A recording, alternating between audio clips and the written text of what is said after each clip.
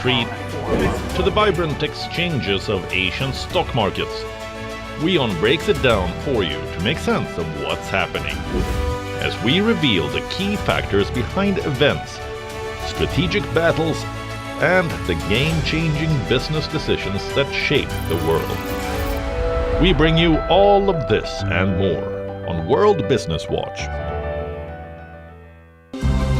To bring the benefits of the Subhash Chandra Show to your educational institution, teachers and students, send an invitation to Juhi Jha at juhi@such.org.in.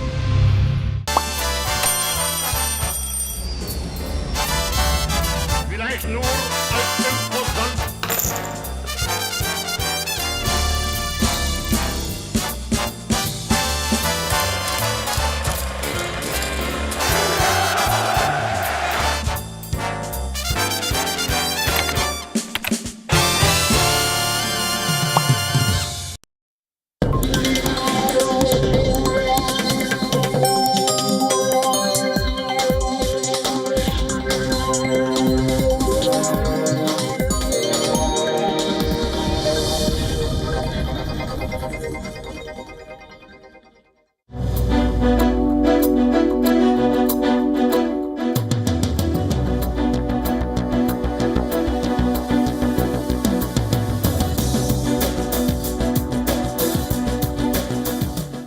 Hello and welcome to the West Asia Post. I am Ghadi Francis, coming to you from Beirut, Lebanon, and this is another episode of WION's weekly show from the world's most volatile region.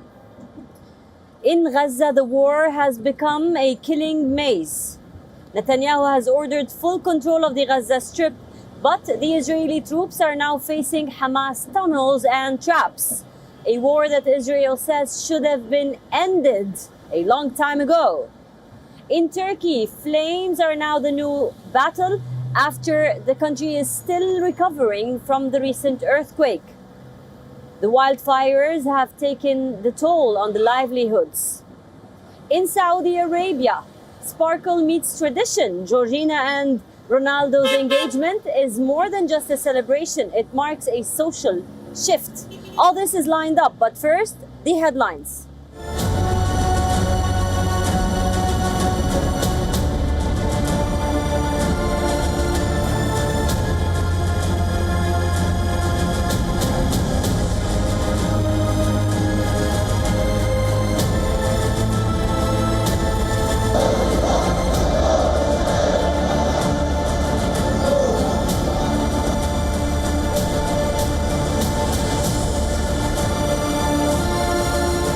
Despite the fact that Netanyahu has ordered full control of Gaza, it is no longer an open terrain kind of battle. The Israeli soldiers are being locked and faced by traps, hidden booby traps set by Hamas, an enemy that they said that they destroyed a long time ago. We tell you more.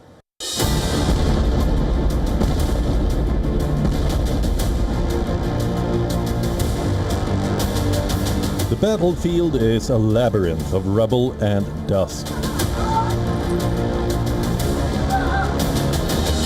A grim monument to a war that refuses to end.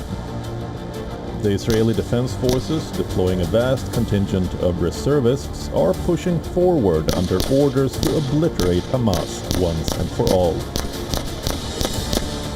But the enemy, they were told, had been destroyed, has reappeared. A potent, faceless fighting force that has mastered the brutal art of guerrilla warfare.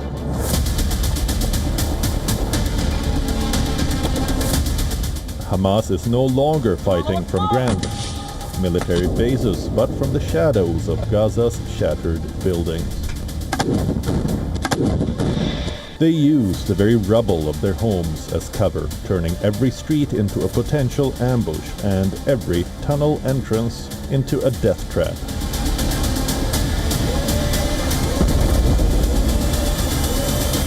Booby traps, improvised explosive devices, and sniper fire now make every step a perilous gamble for the IDF, who find themselves fighting a hidden enemy that bleeds them one soldier at a time. The Israeli Prime Minister says they had no choice but to complete the job and defeat Hamas, given the group's refusal to lay down its arms. Gaza will be demilitarized. Israel will have overriding security responsibility. A security zone will be established on Gaza's border with Israel to prevent future terrorist incursions. A civilian administration will be established in Gaza that will seek to live in peace with Israel. A former senior Israeli general sharply criticizes his government's plan to take over Gaza.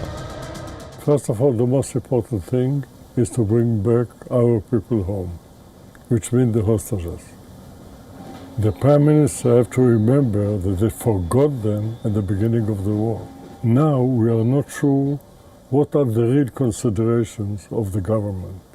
If it's purely the security of Israel, I'm not sure about. If it's purely the existence of the government, which means political issues, maybe this is the real story. To conquer, you achieve nothing. You achieve nothing. The toll of this seemingly unending conflict is mounting, not just in military casualties, but in a human tragedy that has sparked global outrage.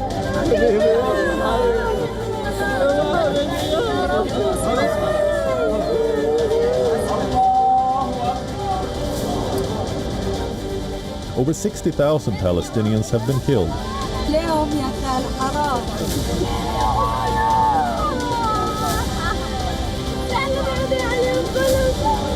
With a growing number facing starvation and displacement.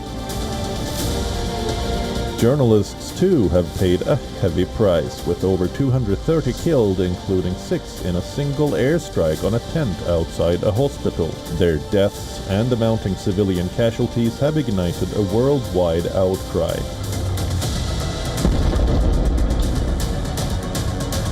It's not just the Arab nations, but traditional allies of Israel too are openly slamming the crisis. Nations around the world are condemning the offensive and calling for an immediate end to the violence.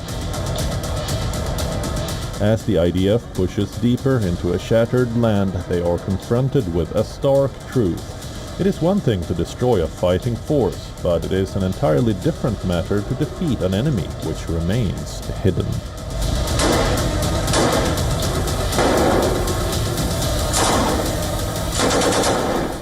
The Israeli Prime Minister Benjamin Netanyahu has ordered full control of the Strip. He says that this new operation will be done fairly quickly. But former top military leaders don't agree. Many of the Israelis don't agree, and there are calls for a nationwide protest. We tell you more.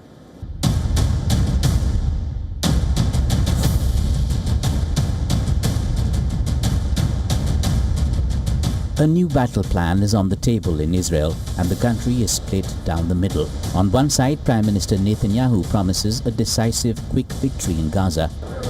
On the other, military veterans, opposition leaders, and hostages' families warning of a disaster in the making.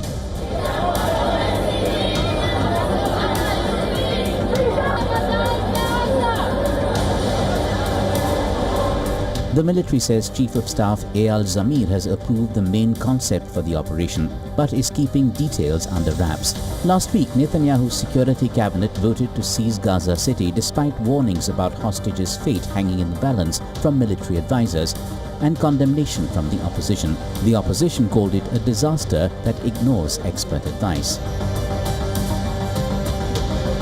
In Tel Aviv, the loudest protest yet from within the military ranks.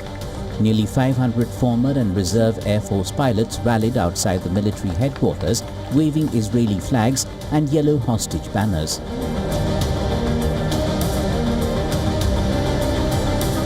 We are calling the government to bring back all the hostages, even if it means to stop the war.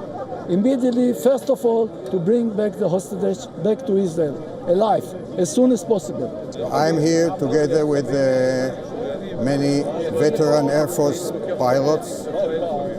We are here to protest for returning the hostages home, all of them, the dead and especially the living, and to end the war.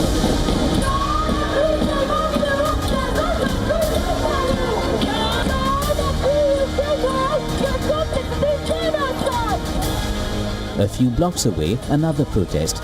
Demonstrators banged pots and pans outside a hotel said to be hosting the Gaza Humanitarian Foundation, a group backed by Israel and the United States. The UN refuses to work with it, questioning its neutrality and warning its aid model militarizes assistance.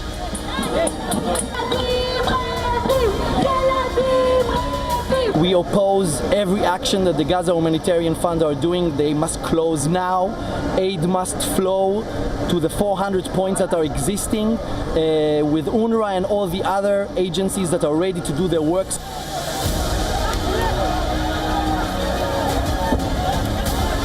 It says more than 1,000 Palestinians have been killed near aid sites since May, a claim the group denies. And now hostage families are turning up the heat.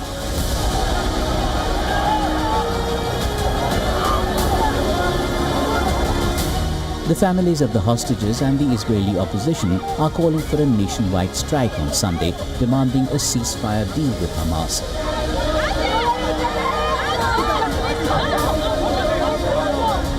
In their words, the government is sacrificing loved ones on the altar of an endless war without purpose.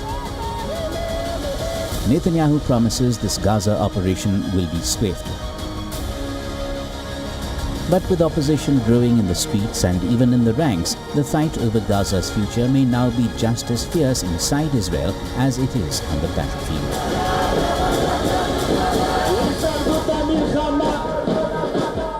From Tehran to Tel Aviv, tempers are flaring, rhetorics are hardening. Another war is not to be dismissed. Now Netanyahu is saying Iran still has more than 400 kilograms of enriched uranium. And Iran on the other side says it is watching Israel's every step. Will another war erupt soon? The next report tells you more.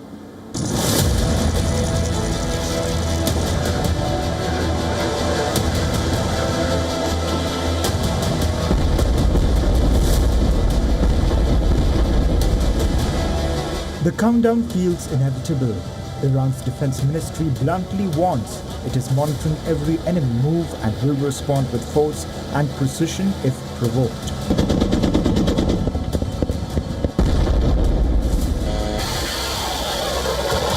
Israel's Prime Minister Benjamin Netanyahu has raised the alarm that Iran still possesses 400 kilograms of enriched uranium, a stockpile he calls an existential threat to Israel's survival.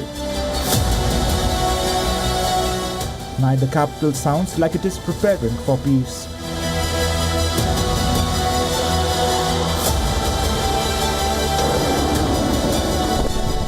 Behind the scenes, intelligence chatter and satellite imagery point to heightened military readiness.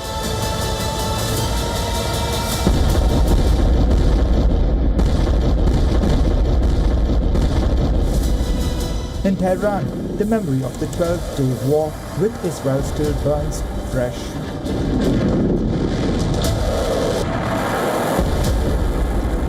Iran claims it arrested 21,000 saboteurs and spies.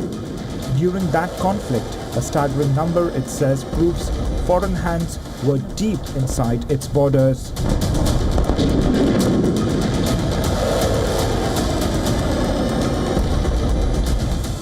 In Tel Aviv, Netanyahu has made no secret that Israeli forces are on alert for what he terms the next inevitable confrontation. The fierce conflict erupted in June 2025, with Israel's surprise airstrikes targeting Iranian military and nuclear sites and missile storage facilities.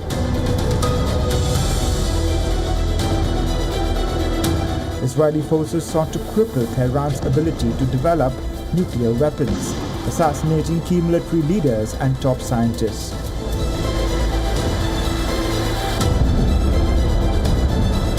Iran retaliated with waves of ballistic missiles and drone attacks on Israeli cities and military bases.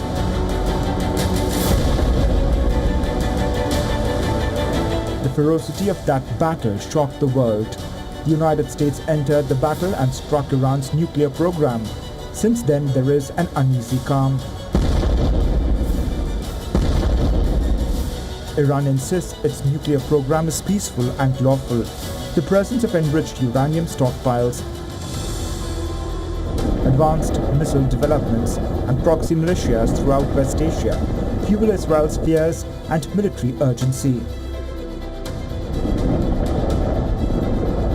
West Asia is a tinderbox, and summer's heat is making the fuse shorter. The question is no longer whether the storm will break, but when and who will light the match. Bureau Report, WION World is One.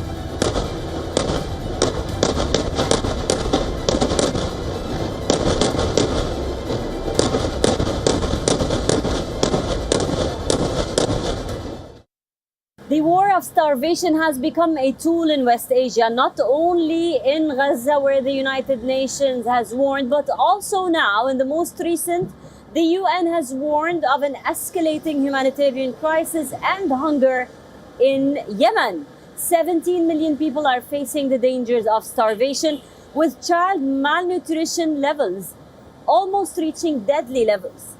Now, this is in a region that's already facing tension and war. We bring you the details. Yemen's long war has left its people on the brink. The UN says almost half the population is hungry, and 1 in 2 children under 5 is malnourished. Many suffering stunted growth or life-threatening illness.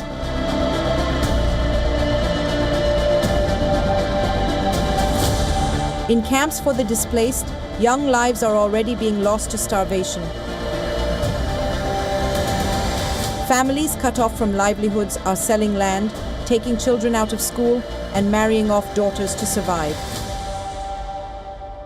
The international community should ramp up humanitarian aid to Yemen to support its economic development, improve livelihoods, and help its people to weather the crisis. Aid agencies say funding shortfalls threaten to push the most vulnerable, including migrants and displaced families, even deeper into crisis. The situation is now worsened by Houthi attacks on shipping in the Red Sea, sinking vessels, slowing food imports, and driving prices higher. At Salif and Hodeidah ports, ships are taking weeks to unload. In the past, we lived better than these days. We used to go to the sea, work, catch fish, and earn from it. But these days, we go to the sea and return empty-handed.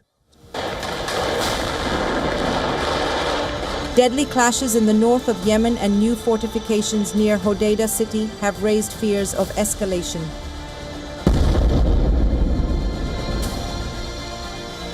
The UN says aid can keep people alive, but without a political settlement, Yemen's hunger crisis will only grow. From the Islamic Republic of Iran to Turkey, another major nation in West Asia. Now, Turkey is facing back-to-back disasters.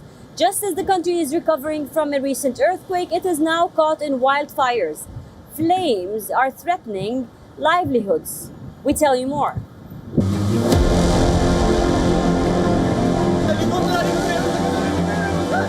Fires and earthquakes, Turkiye has been battling multiple disasters at once.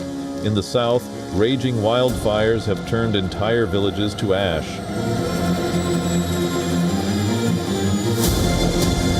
Body cam footage shows firefighters pushing through smoke-choked streets, houses fully engulfed, and gardens reduced to char. Strong winds and dry air have spread the flames faster than crews can contain them, forcing evacuations across multiple provinces. In some villages, most homes are destroyed, leaving families in temporary shelters.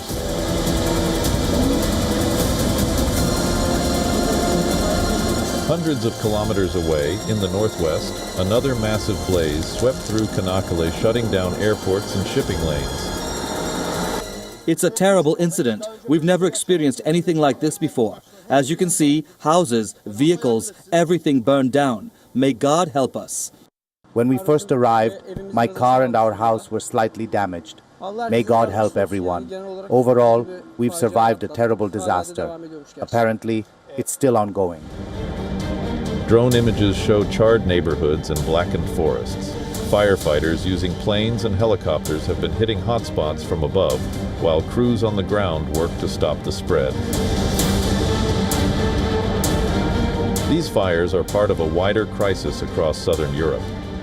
There are burn scars from Greece to Portugal, with nearly double the average area destroyed compared to previous years. Scientists warn hotter, drier summers and stronger wind are making the Mediterranean a fire hotspot where flames can race through landscapes in minutes. But the country is also recovering from another blow. A powerful earthquake struck the northwestern province of Balıkesir, collapsing buildings and leaving at least one person dead. The quake, registered at around magnitude 6.1, was felt across several provinces, including Istanbul. Dozens were injured, and emergency teams raced to pull people from the rubble. The flames still burn in parts of Turkiye, and the aftershocks, both physical and emotional, are still being felt. A season of fire and earthquake has left communities rebuilding and on edge for what might come next.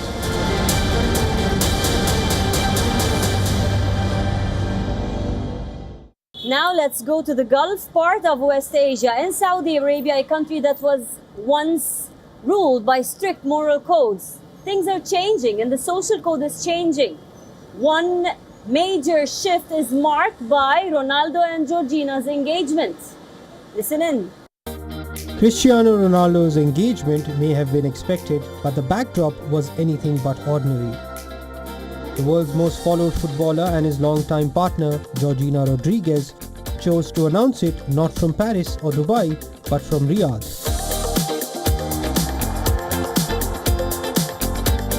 In a city once ruled by strict religious police, where unmarried couples were chased on the streets, the sight of the couple's unapologetic display of family life signals how far and how fast Saudi Arabia's social landscape has shifted. Since Crown Prince Mohammed bin Salman began rewriting the kingdom's image in 2015, the ultra-conservative borders have been pushed. Dating, cohabitation, and women's dress codes are no longer as clear-cut, blending newfound liberalism with old law ambiguities. Ronaldo's move to Saudi Arabia in January 2023 was a trophy moment for the kingdom, bringing glitz, global attention, and a family whose very presence tests the boundaries of assimilation.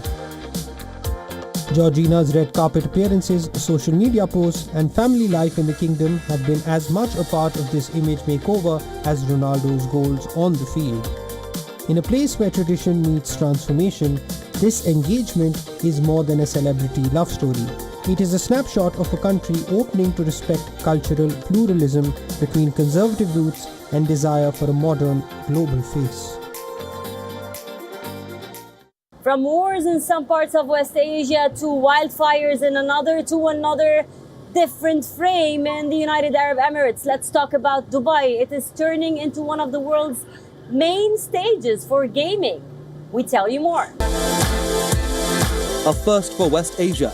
Dubai is making history at Gamescom 2025, world's biggest gaming event. For the first time, a government-led pavilion from the region is taking its place on this global stage.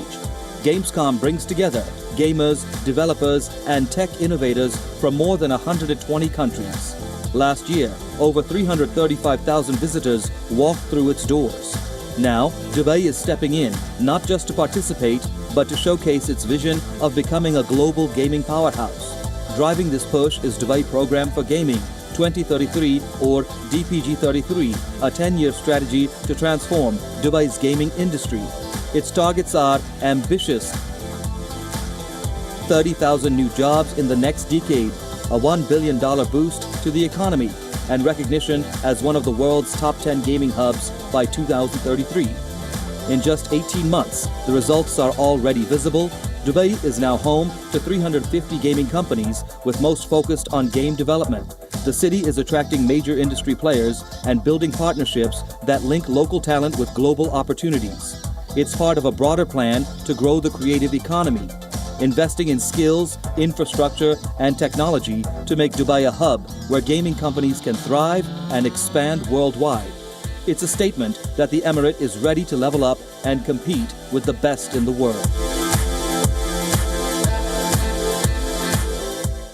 That's all we have for you on this episode of the West Asia Post. I will see you next week with a brand new lineup, always bringing you the most recent updates, news, and ground reports from West Asia.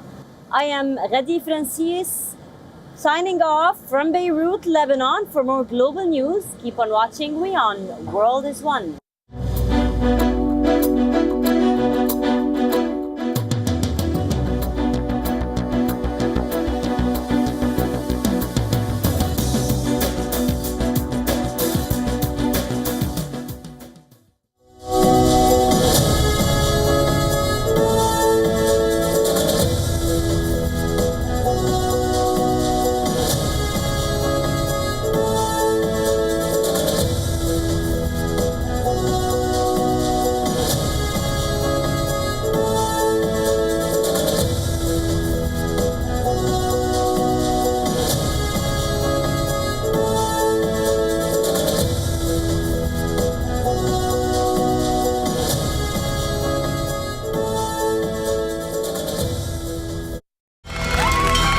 From the bustling trading floors of Wall Street to the vibrant exchanges of Asian stock markets, WION breaks it down for you to make sense of what's happening, as we reveal the key factors behind events, strategic battles, and the game-changing business decisions that shape the world.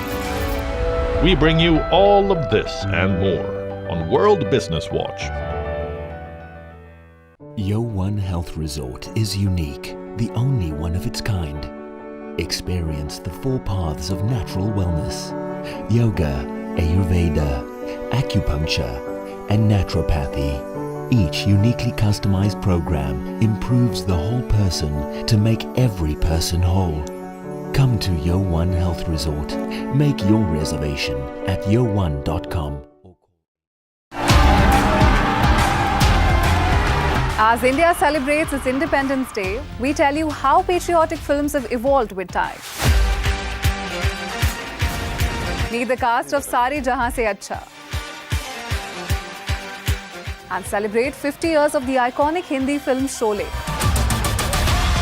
All this and much more with me, Diksha Bisla, on WION at these times.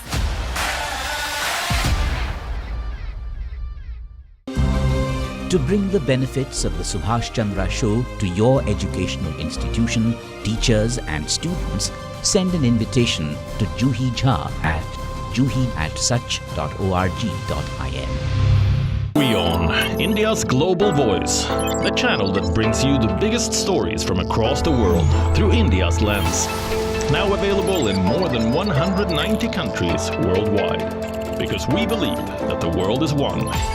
Watch us in Africa, Europe, USA and Canada, South America, Asia Pacific, Middle East and North African regions. Also available on these digital platforms across the world. WION, World is One.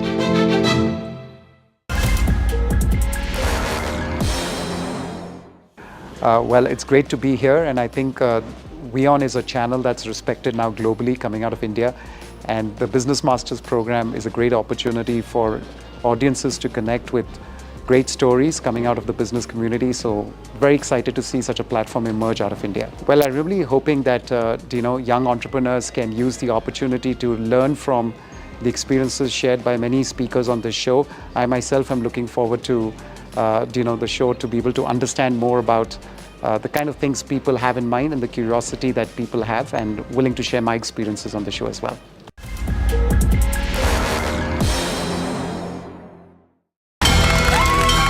From the bustling trading floors of Wall Street to the vibrant exchanges of Asian stock markets, WION breaks it down for you to make sense of what's happening, as we reveal the key factors behind events, strategic battles, and the game-changing business decisions that shape the world. We bring you all of this and more on World Business Watch. To bring the benefits of the Subhash Chandra Show to your educational institution, teachers and students, send an invitation to Juhi Jha at juhi@such.org.in. WION, India's global voice, the channel that brings you the biggest stories from across the world through India's lens. Now available in more than 190 countries worldwide. Because we believe that the world is one. Watch us in Africa, Europe, USA and Canada, South America, Asia Pacific, Middle East and North African regions. Also available on these digital platforms across the world. WION, World is One.